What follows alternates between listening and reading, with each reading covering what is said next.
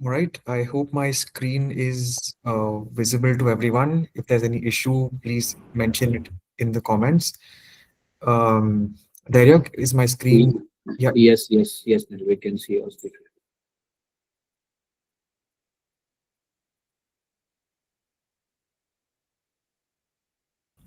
Okay. Just 2 more minutes. We'll start at 5 minutes past 8.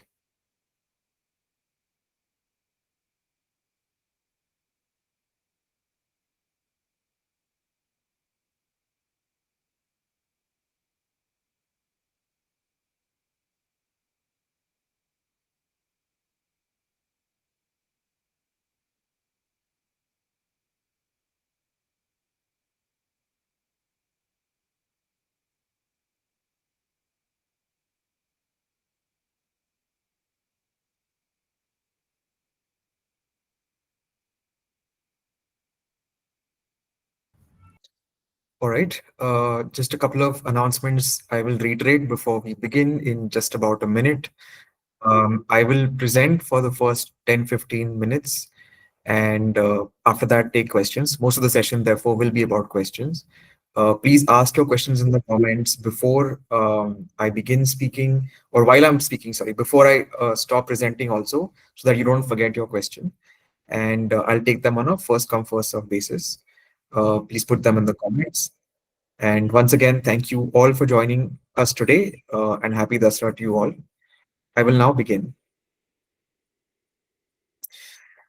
So, as many of you would have read in recent past couple of weeks, the NPS is in the middle of a major overhaul, the kind that I would wager has not been seen before in the history of the NPS.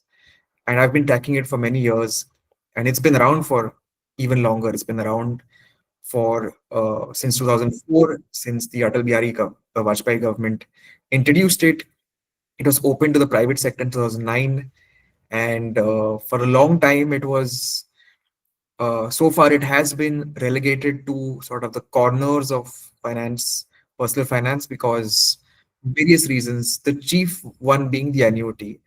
But that is also changing. So I will cover the three sets of reforms that are being introduced in the NPS in various stages. So some of these are consultation papers, some of these have been finalized.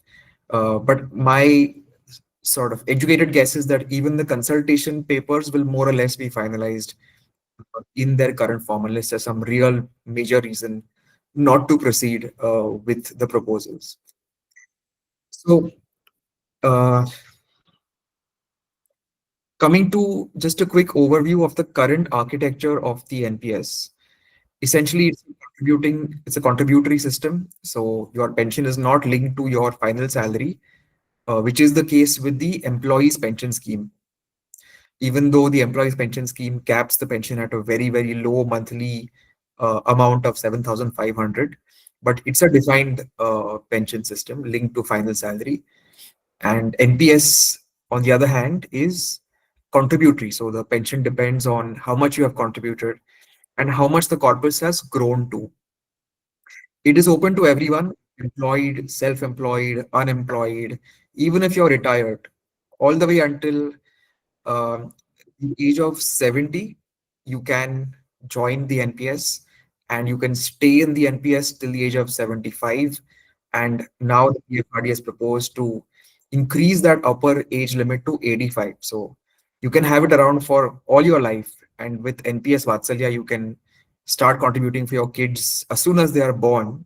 So your children might have NPS literally from birth to death, possibly the only pension system that I know of which is available all throughout one's life. Tax deduction. So all of you, I'm sure, know this. You get the 1.5 lakh benefit under Section 80C. You get the 50,000 benefit under Section 80 CCD 1B in the old regime. In the new regime, these benefits are not there on contributions, but employer contributions are indeed deductible. It's one of the few benefits or deductions available in the new regime. And employers can contribute 14% of your basic salary. Remember, the term is basic salary. So if your C2C is 1 lakh, it's not like you'll get deduction on 14,000 rupees. But let's say your basic is 50,000. So up to 7,000 per month, you should be getting this tax benefit. And the interesting thing about NPS is that it doesn't need matching contribution. So you can just have the employer contribution and get the benefit, and there is no need to do an employee contribution. Where can you invest it through the NPS? So you can invest in scheme equity, E, corporate bonds, C, government bonds, G, or alternative assets, A. The maximum cap currently is 75%. This has been also proposed to be increased to 100% in the new set of schemes that uh, will be launched in the NPS. On maturity, 60% can be withdrawn tax-free. This will remain the same, and 40% must be used to buy an annuity. So this has been proposed to be reduced to 20%. So you get to withdraw an additional 20%. Of course, that is taxable, but you can freely withdraw it. You can defer the withdrawal in a way that you do it in a year in which you have less of other income. You can plan around that additional 20%. So possibly the biggest reform in this current generation of reforms is that 20% increase in the amount that you can withdraw. All right. Moving on. There is just a quick check. I'm audible and you can see my screen. Yes, yes, Neil.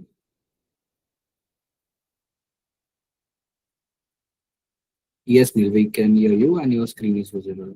Yep. Okay. Lots of thumbs up. So I'm assuming that you Yes. can indeed see my screen and I'm audible. So now let's look at what are the sets of reforms that the PFRDA has proposed. So the first one is the multi-scheme framework. This is a new set of schemes that the regulator intends to introduce, which have a vesting period, meaning a lock-in of 15 years, 1 5. And the idea is to broaden the investment universe for these schemes, allow equity up to 100%, allow pension fund managers to invest in other asset classes as well, gold, silver, etc. Increase the investment universe from the top 200 stocks to the top 500 potentially. Many of these are proposals in the current consultation, but as I said before, my educated guess is that the vast majority of them will be approved, given this sort of wave of reforms that is taking place. The second big set of reforms is in the exits and withdrawals. So, as I said before, the idea is to increase the uh, withdrawal amount from, to reduce the annuity amount from 40% to 20%.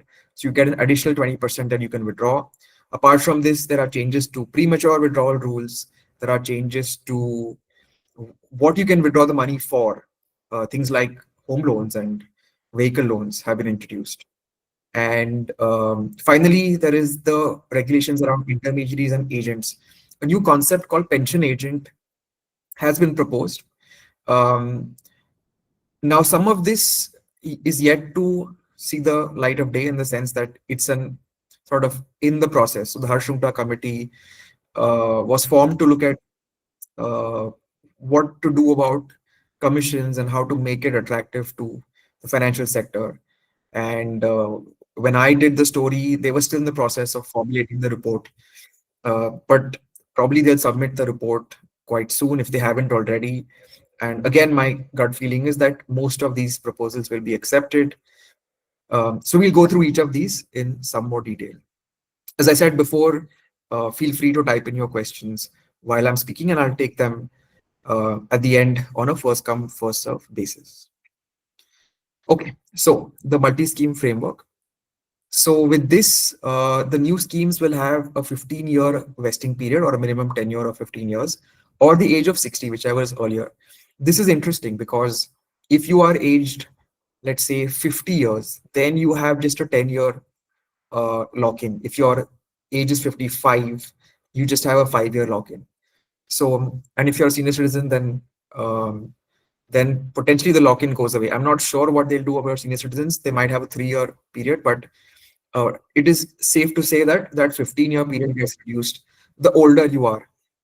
And also, because these schemes are segregated from the older NPS, let's call the sort of existing NPS schemes the core schemes, and let's call these supplementary. They haven't yet finalized the tenures. I'm just using some working sort of terms to differentiate, right? So core and supplement. So supplementary, you can take out early and leave the core invested if that's the strategy that you want to follow. Gives you the flexibility.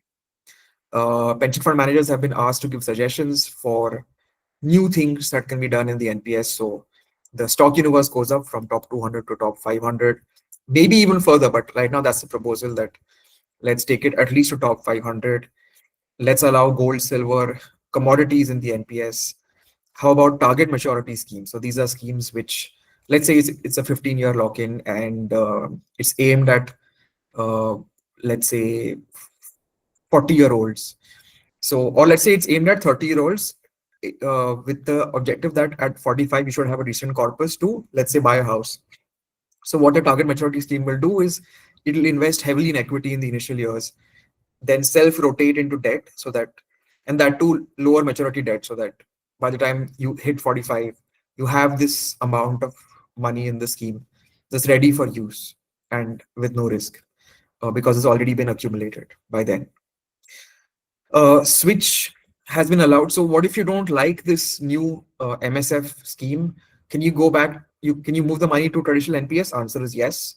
What you cannot do is move from one MSF scheme to another. This is the rule for now. Maybe they'll change it going forward, but the idea is to prevent people, I think, from doing too many switches and gaming the system too much. But you can move the money back to traditional NPS schemes. Um, Next is the exits and withdrawals rules. So the annuity comes down from 40% to 20%. The remaining 20% can be withdrawn on maturity, which is age 60, but it is taxable at slab rate. Partial withdrawals. Now, this is very, very interesting. So the initial rule was that 25% of incremental contribution. So think of it this way, that let's say you have invested 10 lakhs in the NPS by age 40. Now you decide to make a partial withdrawal, right? So 2.5 lakhs you're allowed to take out. The old rule said that the old rule, or the current rule, let's say current before the reforms are implemented, the current rules say that um, you can make 3 withdrawals in your lifetime. So let's say you make the first one of 2.5 lakhs um, at age 40. When you decide to make the second withdrawal, let's say at age 50, and by that time you invest another 10 lakhs, you can only take out 2.5 lakhs again, because you have added 10 lakhs more to the old contributions between the ages of 40 and 50. The new rule, the new proposal says 25% of all contributions. So again, let me go back to this example. Let's say you take out 2.5 lakhs at age 40, and by age 50 you've added another 10 lakhs. So your total contributions are 10 plus 7.5, right? 17.5. Now you will be allowed to take out 25% of 17.5, not just of the incremental 10 lakhs. So you get a higher amount that you can take out through partial withdrawal, and these partial withdrawals are tax free.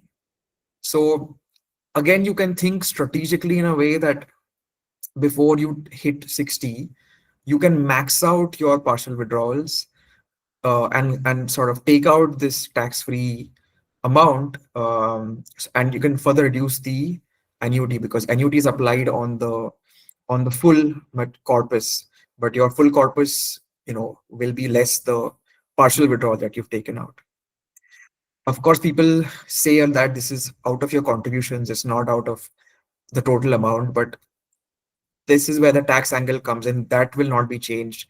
But even then, this is, I would say, a reasonably good reform, that they're allowing people to take out 25% of contributions without this incremental contribution sub rule that was earlier there, that was even more restrictive. And if you again plan it out and maybe game it out a bit more, you can actually take out a substantial amount through this, using this rule. Um, More grounds for partial withdrawals have been added. So earlier, earlier as in currently, NPS allows withdrawals for things like, apart from the standard ones, right? So EPF, NPS, they allow you to take out money to buy a house or for medical treatment. But NPS was forward thinking. It allowed people to take out money even to launch their own startups or do skill upgradation. Generally, no documents are asked. Um, this has been increased. They have added more grounds. So one of those is home and vehicle loans, which is quite significant. So you can take out a tax-free sum to make a down payment against your house potentially. Um, and lending has been also allowed in the NPS. So there was a rule in the old, or rather in the current rules before the reform, that the NPS balance cannot be attached by any court in India for any ground. They have added, or they have proposed one exception to this, that if loan has been made against NPS, then to repay the loan, the bank can ask the court to attach that much amount. So essentially, it's part of the allowing lending against NPS provision. Now, the third reform is agents and intermediaries. So pension agent has been announced. The draft is already out on that. What many of you may not know is that a point of presence, which is a distributor, it's a complicated term, but essentially a distributor in the NPS can onboard a pension agent. And many pension funds have taken the POP license, the point of presence license. So you can enroll with one of the eight uh, pension fund managers in the NPS who themselves have taken a POP license. So essentially, you would become a sub distributor, you would become a agent, technically speaking, in the NPS.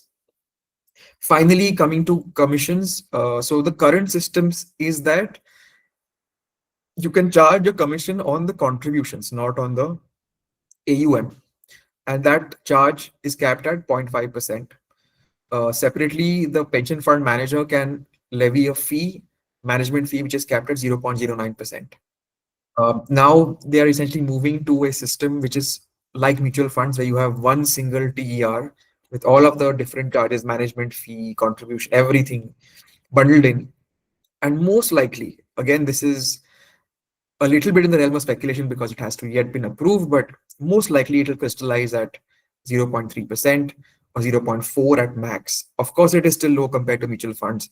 Of course, it is drastically low compared to insurance, but it is a vast improvement from the current system. And remember, this will be on the corpus, not on just the contribution. So it can add up to significant amount over time. Can make this a viable business uh, for people and customer friendly, no doubt, given how low the commission is.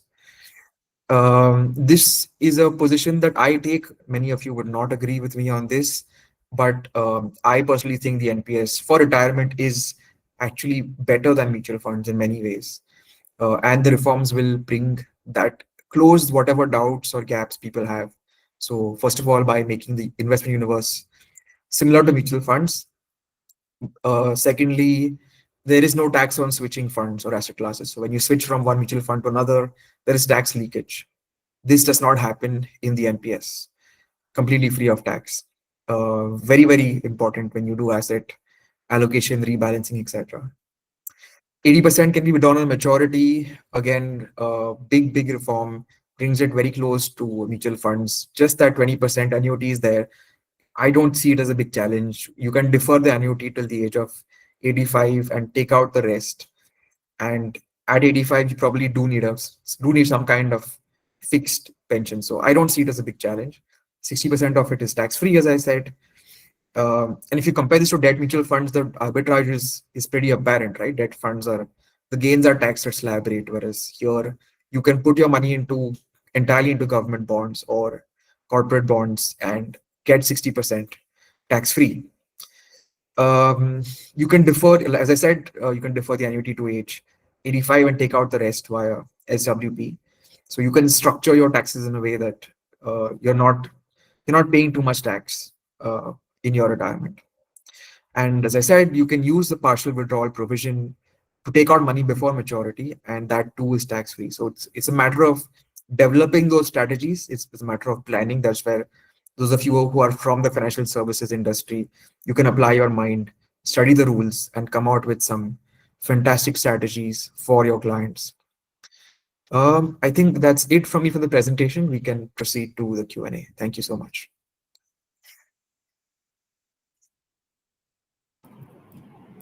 We take the questions one by one. Yeah, thank you, Neil. I'll just go through the questions. Are you on mute? I can't hear you. Uh, can you hear me now? Nope, still can't hear you for some reason. Uh, is it better now? Um, okay, so then let me just read the questions myself. Or if you can just WhatsApp the questions to me, Uh, I'll read it from there.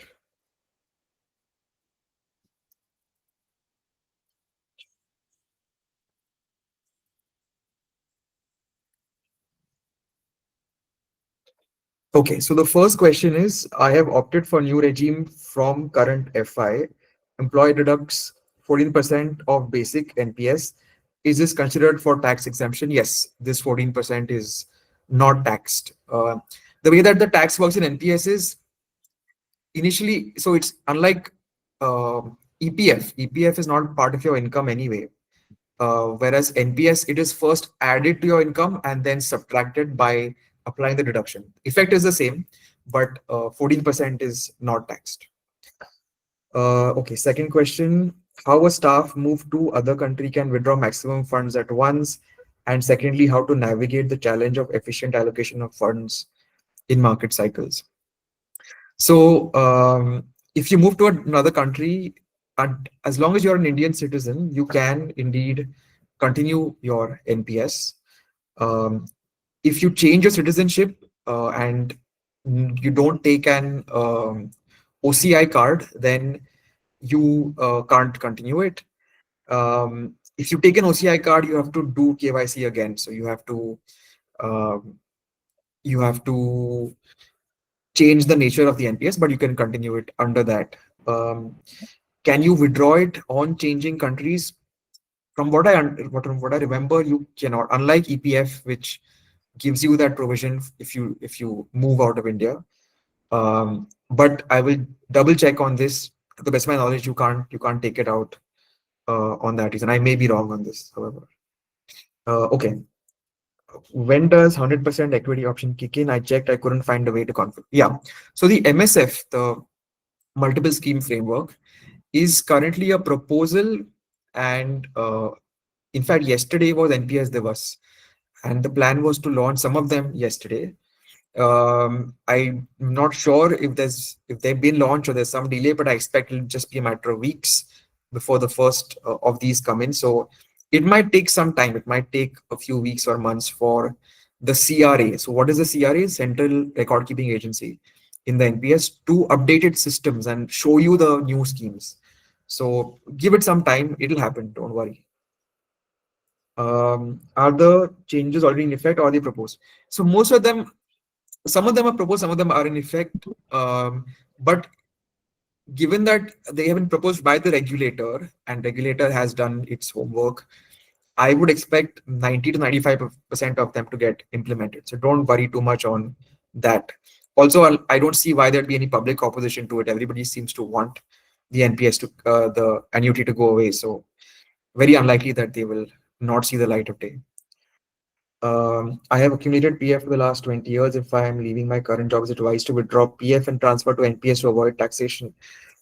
So, the PFRDA, the NPS does allow transfers from the EPF to NPS. Unfortunately, the EPFO does not. So, I would love it if they did. You could change out of a legacy, very, very broken system to a fairly modern, reasonable one, but you can't do it, unfortunately. You can, of course, completely take out your PF money and then deploy it wherever you want, mutual funds, NPS, but that's not tax. That may not be tax free. So, if you finish 5 years, then yes, it would be tax free. And assuming that no interest has been accrued after you've left employment. Um, but that withdrawal is like an open. You can deploy that money anywhere. There's no special sort of route into NPS. Is 100% also equity allowed to NPS Vatsalya? Uh, it should be. So the MSF framework, I think they will allow it for NPS Vatsalya. I don't see why they would not allow it. But remember, this is for the new schemes, this 100% equity thing. So we'll have to see how it plays out in terms of moving your existing AUM, or you may have to just deploy fresh funds into the MSF schemes. If I make 100% equity allocation, will the existing allocation other category like G bond and C bond be removed and moved to equity? So no, what NPS is, what PFR is proposing is that you will have multiple schemes, and allocation in one scheme does not change allocation in the other scheme. So you can keep your existing allocation for your core NPS, your traditional, your existing corpus, and venture out with equity 100% with the new MSF kind of scheme. It will sit in separate buckets. It will not affect your existing. Um, if I make 100%. What all components come under the ceiling of 7.5 lakh limit of employee contribution? Um, so as correctly asked, NPS does, EPF does. I think there's one more component that's not right now coming to my mind. It could be the superannuation component, but essentially it's the three pension components that add up to that 7.5 lakh limit. What stops the government to reduce in portion of NPS that can be withdrawn tax free? Is there a government risk that NPS carries? No. I must call out this myth. People on social media keep saying government can change the rules anytime. Uh, Ladies and gentlemen, the government of India is sovereign. It can change the rules for any asset class at any time. There is no particular authority that they have only with NPS, which they don't have with mutual funds. If you see the history of regulation and taxation, in fact, it has become more adverse for mutual funds and easier for NPS. Mutual funds at one point had zero income capital gains tax. First, we had a 10% LTCG in 2018. Then we had a 12.5% LTCG. Who knows, that might get hiked. Correspondingly, NPS at one point had a 40% tax-free withdrawal, which was hiked to 60%. And now they are increasing at least the withdrawal limit to 80%. So it's actually gotten better and better. So there is no particular reason to think that the NPS is government controlled or government has more authority. Government has authority over all asset classes, all investments in India. Um, is 80% withdrawal approved? Don't think it's yet been approved, but as I said before, chances of it not being approved are very low. The regulator wants it, and there is no public opposition to it. Can we see where or which stocks equity part of contributions is going? Any monthly fact sheets? Yes. So if you go to the websites of the pension fund managers, they are required to put up their monthly fact sheets. It's just that unlike mutual funds, there's not too much aggregation of them by third-party websites. I think Value Research does a good job, by the way, really good job of creating pension fund manager pages. If you just Google that, you will come across a lot of details on those schemes. But answer is yes, you can see a monthly fact sheet. Is it mandatory to switch to MSF? Will old schemes continue? Not mandatory to switch to MSF. Old schemes will continue. Exit and withdrawal benefits are only applicable to MSF. No, they have been proposed for both the MSF and for the old scheme, the existing traditional NPS, core NPS. When you refer to withdrawals and the new 20% taxable quantum at slab rate, you are referring only to capital gains portion of your corpus will be taxable, right? Not the overall. No. So this is unfortunately the nature of NPS taxation. It is not income-based taxation, it is corpus-based taxation. So that 20% is entirely taxable, not just the income on your 20%. Unfortunately, that's my reading, or that's what I understand from this. Of course, your CA might have a different case to make, and you can possibly litigate this issue. But my understanding is that the 20% corpus is taxed. Uh, can we ask for annuity to be replaced with SWP so that pension fund managers have an option to launch a Sharia compliant scheme? To an extent, it's already replaced by SWP, right? That 80% withdrawal is up to you. You want to take it as a lump sum, you can do that. You want to take it in stages, you can do that. It's your choice. That SWP is there. My father born 1965, so in 2025 his age is 60. He's having an NPS current value of 3,23,000. I want to understand whether he can withdraw his portfolio now. Yes, there is an exception that the PFRD has created for small pots, small pension corpuses below 12 lakhs.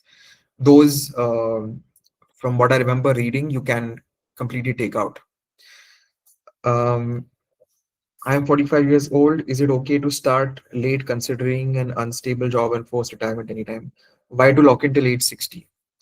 Okay, so I'm going to make the argument for NPS. And by the way, I asked my dad to invest in the NPS at in his late 60s. So there is no late. You can start. I mean, the reason he began in his late 60s is because the option to join the NPS all the way till the age of 70 was recently introduced. The moment I heard about it, I asked him to invest. Um, so I think you should be investing even at 45. And if you're worried about unstable job, look, there are partial withdrawals available. So if you need emergency money, you have health issue, etc., you can take out the part of the money. If you really have an emergency, then you can even do a premature exit before age 60. Just that 80% then gets annuitized. Um, why to lock until age 60? It's a 15-year lock-in. Yeah. Matlab, PPF also has a 15-year lock-in. Equity needs time to compound. So even in a mutual fund, you're supposed to stay put for at least 7 years. So please do lock in. It protects you from your own fear and greed. We are all, as investors, we are human beings. We are vulnerable to our emotions. NPS protects us against those emotions. Next, I was associated with NPS since inception. The scheme was launched not to compete with MF, but as a pension scheme. Do you not see now that this is a modified MF scheme and also making it too complicated? Okay. Whatever the original purpose was, it remains even now largely a retirement product. It's not like you can invest in NPS today and take it out tomorrow or even after 1 year. Um, what they've tried to do is make it more friendly. NPS was facing a crisis of distribution. You walk into any bank branch and they were busy selling insurance. They are busy selling insurance policies. Nobody sells NPS. And part of the reason was annuity. People hated the annuity. So them bringing it down is a really, really strongly consumer friendly reform. To an extent, it should resemble mutual funds. Why not? Um, and in fact, it's better than mutual funds in many ways because the TER that they are proposing is much lower than what mutual funds have. Um, are partial withdrawals allowed for employee contributions as well? No, it's only from your employee contributions. But think of it this way: you've contributed X amount, let's say 10 lakhs, right? That amount has earned some returns. After it has earned returns, you take out part of your own contributions. That's still good, right? Because that money has sat there, it has earned you returns, and you've been given the freedom to take out your money at a later stage, tax free. You can't expect the sun and the moon from our tax authorities. Whatever little is available, I think, is a reasonably good thing. Okay, 25% return is limit is for 3 withdrawals. Any limit per withdrawal? So now it is 4, by the way, 4 withdrawals with gaps of 4 years between each. That is the proposal. And 25% limit remains the same. No limit per withdrawal. It's 25% is the percentage limit in a sense per withdrawal. But you can use it strategically. So you can use it when you want to buy a house, and then again when you want to buy a car, and then again when you want to uh, you need it for health purposes, whatever it is that you want. So 25% is, in a sense, both the per withdrawal limit and the cumulative limit. Um, grounds for withdrawal are thoroughly validated, and after withdrawal, what if you use it for reason Y? So you should ideally be using it for the reason for which you have withdrawn it. My understanding is that they don't ask for documentation, but you know, the grounds are quite liberal, so I would not advocate using money for something else than what you've withdrawn it for. Um, how can I maximize partial withdrawal before 60 years so I can reduce the annuity portion? So, I mean, one straightforward way of doing it is at age 59, you take out 25%. of your contributions, which will be a pretty hefty figure, and that will be tax free. There could be other strategies. I haven't really applied my mind, all its permutations and combinations, to whenever you have financial goals. But one straightforward sort of hack is at age 59, you take out 25%. All right, next.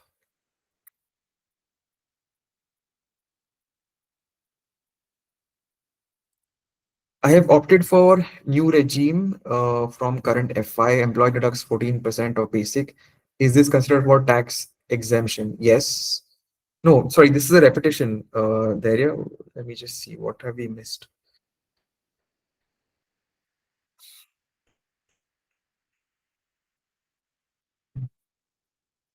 Okay. How much money can I add in NPS monthly? Is there some cap at month or annual level? No, you can add as much as you wish to. There's no maximum cap.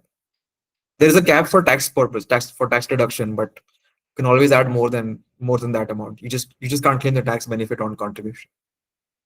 Um, does NPS allow investment in foreign assets? No, it does not, and there is no proposal for it to do that. I have joined NPS online at the time of Corona, not registered with any POP. Is it mandatory registered with the POP? No. NPS has a direct plan, which is through eNPS. So if you just go to enps.nsdl.com, you'll be able to directly open an account and contribute. You don't have to go through any POP or agent. And no, it will not cause any problem with withdrawals whatsoever. In government scheme, there's only 50% max to life cycle as per reducing with age. If I request you to convey to PFRDA to allow 75%. Okay, so these reforms, by the way, are for the private sector, not for the government. Uh, Government employees have a different system that applies to them, and the regulator is not intending to change that at all. Um, how to best utilize tier 2 account if you fall under 30% bracket? I'm already using 14% tier 1. Other than asset allocation, I don't see any use in tier 2 due to tax implications. Yeah, I mean, tier 2 is taxed at slab rate. Let's not beat around the bush. So if you still want to invest in tier 2 because the expenses are low, sure, there's a small argument there, but don't think that there is some tax there's some tax benefit to it. Some people do this whole gaming or hack thing where they transfer from tier 2 to tier 1 before the age of 60 and then take out 60% tax free. So far I've not heard of tax litigation on this, but it's a risk. I don't think they intended for that loophole to be there. um okay, I want to take out all amount from NPS. I have currently below 2.5 lakh. Yeah, you can do it. It's below 12 lakh. So you will come into that small pension pot wala rule. Uh, Previous question: should my father wait till the corpus is around 5 lakhs, even if this means that age, let's say 63, is he still able to withdraw full amount if corpus is below 5 lakhs? Yes, yes. Below 12 lakhs, you are under into the small pension pots exception that has been proposed. So earlier the limit was lower for this rule. Now they have said let's make it 12 lakhs. Um, Current scheme only allows max 75% equity. All this worth for 25% increment. Yeah, current only allows 75%, but the new MSF will allow 100%. Um, and 70% is not a small amount, so I think it's quite significant.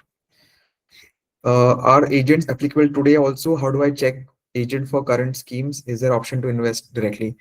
Yes, there are POPs currently in the system, including sub POPs, people who register with the POPs as a distributor. If you open the account through one of them, through a bank, then you are going through a distributor. It'll show in your statement, in your annual statement, deductions, charges for the distributor. You can invest directly. As I said before, it's available in enps.nsdl.com or enps.kfintech, any of the CRAs. You can open an account online in literally 5 minutes if you have a PAN and Aadhaar card. Um, how to decide which NPS is good to invest? Recently, I discovered there are about 10 NPS managers. However, my employer restricts me to only 2 fund houses. Yeah, some of the public sector uh, employers had this restriction. There has been a hue and cry against it. So most famous case was of SBI, and think SBI itself is probably going to change that policy. PFRDA rules say that employer can restrict your choice for just 1 year if you're in the private sector. After 1 year, they have no legal power to stop you from investing in any NPS scheme that you want to, or switch your money to any NPS scheme that you want to. How to decide? I guess in the same way that you would decide a mutual fund, you would look at past track record, you will look at the investment philosophy. Now, a lot of details, unfortunately, are not there in the public domain because pension fund managers have not given too many interviews, and you may not be you other than returns, you may not have a lot to go on. Hopefully we will change that in the media going forward. Hopefully there will be more conversations around how people invest. There are some fund managers who are doing things very differently. So DSP, for example, not a recommendation, but if you just see the returns, they have diverged in the positive way quite a bit from other PFMs. That hierarchy, might shift, but the bigger point is that they are no longer like 19 bees, which was earlier the case. Now there's actual differentiation that's happening. Um, any timelines for the new rule to come in vogue, like 80% withdrawal? Probably a couple of months at max. I mean, these consultations don't tend to go beyond a few months. So I think by December, we should be seeing a lot of this fructifying. Since there is no cap for investment, can we substitute NPS fully for mutual fund investment if we don't need any passive money till age 60? Now, there is a thought, a radical thought. I'm not sure if I would go to that level, but you can you can think of NPS as the primary vehicle for your retirement savings. So if you have other goals, home buying or uh, your foreign trips, whatever you want to do, you can keep that in mutual funds. But let's say that you decided you want to accumulate a 5 crore corpus in retirement. You can use NPS to finance the bulk of that. That's how I see it. Um, My current age is 38. I have been investing in NPS since 2021, but in 23 and 24, I have not invested any amount. Yes, you have to invest a minimum of 1,000 rupees a year. Otherwise, your account becomes dormant. There's a small fine you have to pay as well to revive it. So don't miss any year. It's a small amount to pay every year. 1,000 rupees is virtually nothing. Um, can you change from POP to direct and ENPS? I don't think so. I don't think they've enabled it. The reason is that POP charges are anyway so small that whatever little charges there were, they were not keen on people exiting that. I agree. You can argue it's not in consumer interest, but yeah, you have to live with the POP. Tier 2 is charged at taxable slab rate. Then, if there's nominal income, can we withdraw like SWP? Yeah, Tier 2, you can withdraw any amount at any point of time. SWP, lump sum, as you like. How much maximum amount can you withdraw before reaching age 60? Working in PSU but want to exit with max amount. 25% is the partial withdrawal limit. Uh, so that is the figure. If you are really, if it's urgent, it's a pressing need, then you can do a premature exit. But that will convert 80% of the NPS into an annuity. So you would want to avoid that. Can I move from tier 1 to MCF? My current understanding, and again, a lot of this has to be fleshed out, is no, fresh money has to come into MSF. But let's see if they allow some kind of switching to happen. Is MSF only going to be visible to new subscribers? For an existing subscriber, do I have to open? No, it's going to be visible to everyone, whether you're existing or new.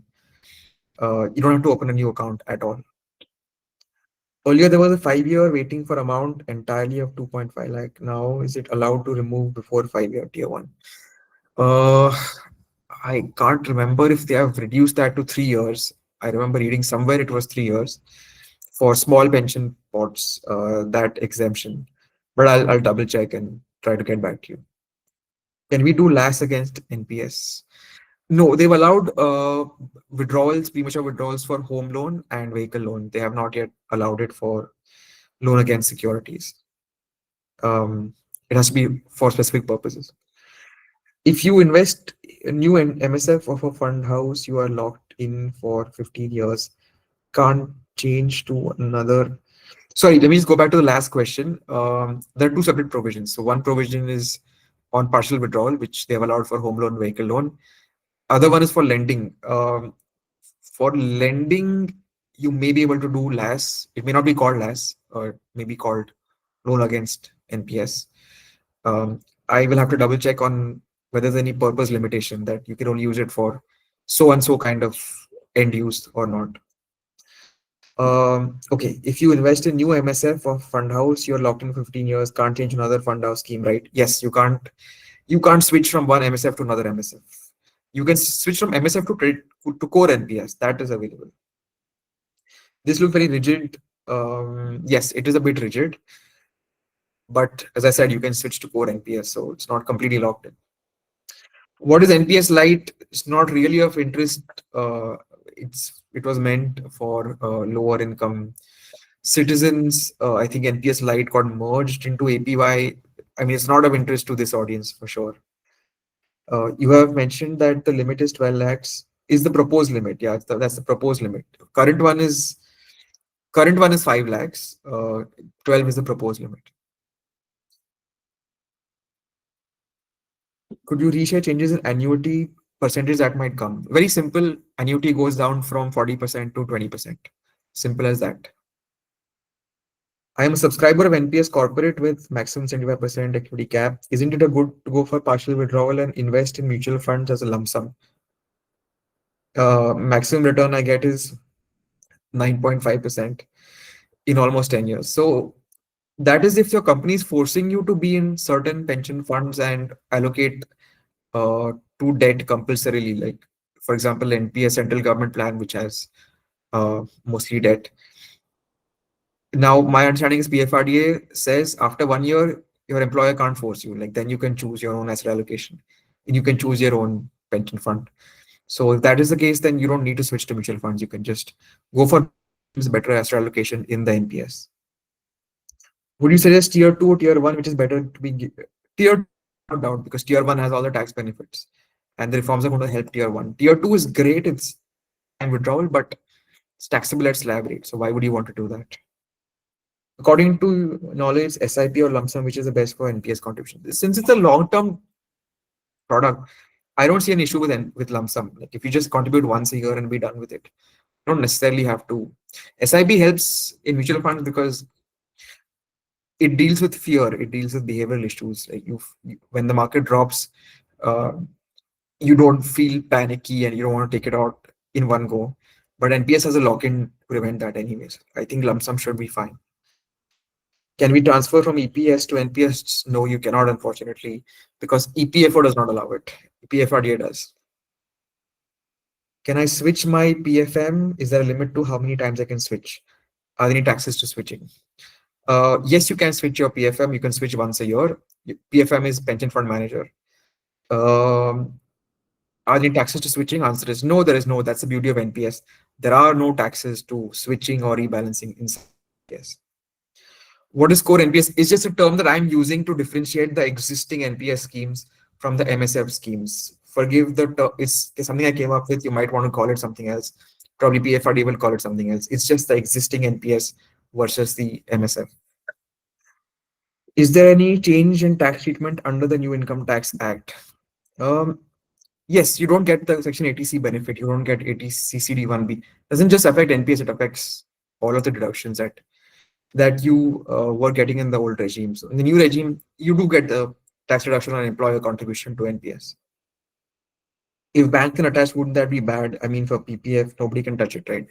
Um, yes, but that's if you take a loan against NPS. If you don't take a loan against NPS, then the bank can't attach it. So it's not really a bad thing unless you trigger that attachment. I'm contributing through my employer. Shall I contribute extra from my side as well? I would say so because I think the tax benefits and the low expenses are excellent features of NPS. Um, okay, somebody says your view on going for 100%. Wow, that's a radical thought. But for some people, it might actually work because there's this story of a French lady who bet her house against a speculator. She told him that you pay me certain amount every year, and when I die, you will get my house. And she was old; she was in her 70s. So he thought it's a fantastic deal. He's scored a house. Turns out she lived so long that she outlasted him. and the payments that his heirs had to make were many multiple times the value of the house. So the point is that annuity, although much criticized and hated, can actually be a good thing. This is not like those insurance annuities which are high cost, high commission, GST filled, earlier GST filled. Now, I'm not sure, we'll have to check.